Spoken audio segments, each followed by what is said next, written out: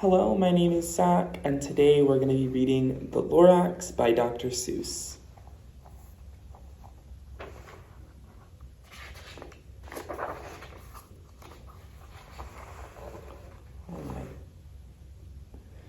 At the far end of town, where the grickle grass grows, and the wind smells slow and sour when it blows, and no birds ever sing excepting old crows, is the street of the lifted Lorax. And deep in the grickle grass, some people say, if you look deep enough, you can still see today where the Lorax once stood just as long as it could before somebody lifted the Lorax away. What was the Lorax? And why was it there? And why was it lifted and taken somewhere?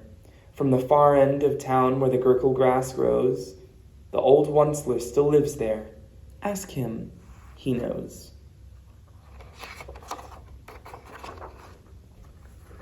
You won't see the Onceler, don't knock on his door. He stays in his lurkum on top of his store. He lurks in his lurkum cold under the roof, and makes his own clothes out of muffered moof. And on special dank midnights in August he peeks out of the shutters, and sometimes he speaks, and tells how the Lorax was lifted away. He'll tell you, perhaps, if you're willing to pay.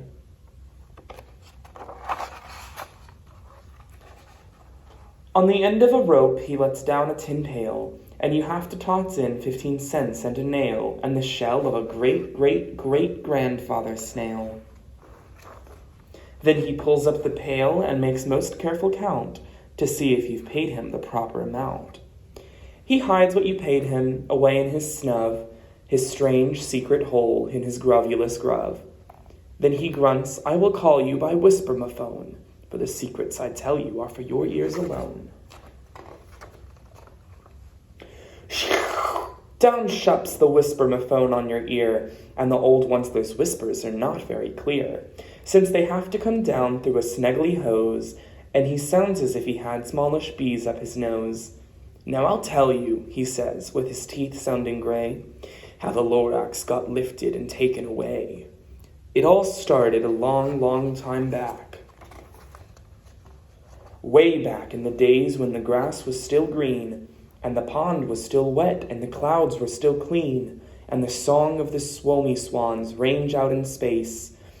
One morning I came to this glorious place, and first I saw the trees, the truffula trees, the bright-colored tufts of the truffula trees, mile after mile in the fresh morning breeze.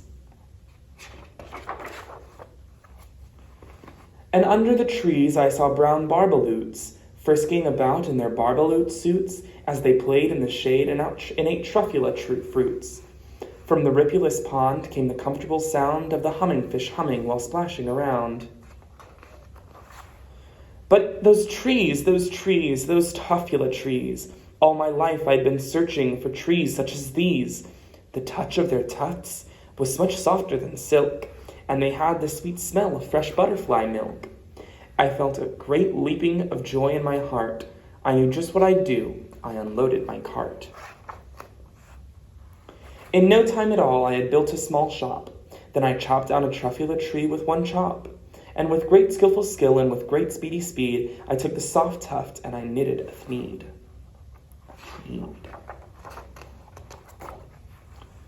The instant I'd finished, I heard a gazump. I looked, I saw something pop out of the stump. Of that tree I'd chopped down, it was sort of a man. Describe him? That's hard, I don't know if I can. He was shortish and oldish and brownish and mosey. He spoke with a voice that was sharpish and bossy. Mister, he said with a sawdusty sneeze, I am the Lorax, I speak for the trees. I speak for the trees have no tongues, and I'm asking you, sir, at the top of my lungs. He was very upset as he shouted in puffs, what's that thing you've made out of my truffula tuft? Look, Lorax, I said, there's no cause for alarm. I just chopped down one tree. I am doing no harm. I'm being quite useful. This thing is a thneed. A thneed's a fine something that all people need.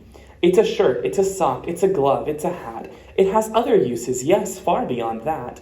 You can use it for carpets, for pillows, for sheets, or curtains, or covers, or bicycle seats. The Lorax said, Sir, you are crazy with greed. There is no one on earth that would buy a full Thneed. But within the next minute, I proved he was wrong. For just at that minute, a chap came along, and he thought that the Thneed I had knitted was great. He happily bought it for $3.98. I laughed at the Lorax. You poor stupid guy. You never can tell what some people will buy.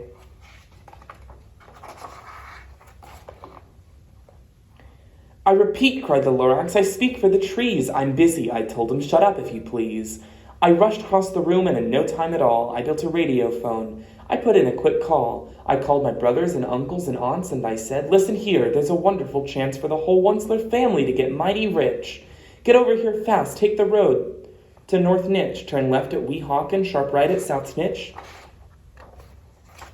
And in no time at all, in the factory I built, the whole Onceler family was working full tilt. We were all knitting Thnees, just as busy as bees, at the sound of chopping off truffula trees. Then, oh baby, oh, how my business did grow. Now chopping one tree at a time was too slow. So I quickly invented my super axe hacker, which whacked off 4 truffula trees in one smacker. We were making Thneeds, we were 4 times as fast as before, and that Lorax, he didn't show up anymore. But the next week he knocked at my new office door. He snapped, I'm the Lorax who speaks for the trees, which you seem to be chopping as fast as you please. But I'm also in charge of the brown barbaloots, who played in the shade of their barbaloo suits, and happily lived eating truffula fruits. Now, thanks to your hacking my trees to the ground, there's not enough truffula fruit to go around, and my poor barbaloots are all getting the crummies because they have gas and no food in their tummies. They loved living here, but I can't let them stay. They'll have to find food, and I hope that they may. Good luck, boys, he cried, and sent them away. I, the Onceler, felt sad as I watched them all go, but business is business, and business must grow, regardless of crummies and tummies, you know. I meant no harm, I most truly did not, but I had to grow bigger, so bigger I got. I biggered my factory, I biggered my roads, I biggered my wagons, I biggered the loads. Of the Thneeds I shipped out, I was shipping them forth, to the south, to the east, to the west, to the north. I went right on biggering, selling more Thneeds. I biggered my money, which everyone needs. Then again he came back. I was fixing some pipes, when that old nuisance Lorax came back with more gripes. I am the Lorax, he coughed and he whiffed. He sneezed and he snuffled, he snarkled, he sniffed. Onceler, he cried with a cruffulous croak. Onceler, you're making such a smogulous smoke. My poor swomy swans, why they can't sing a note. No one can sing who's got smog in his throat. And so, said the Lorax, please pardon my cough. They cannot live here, I'm sending them off. Where will they go? I don't hopefully know. They may have to fly for a month or a year to escape from the smog you've smogged up round here.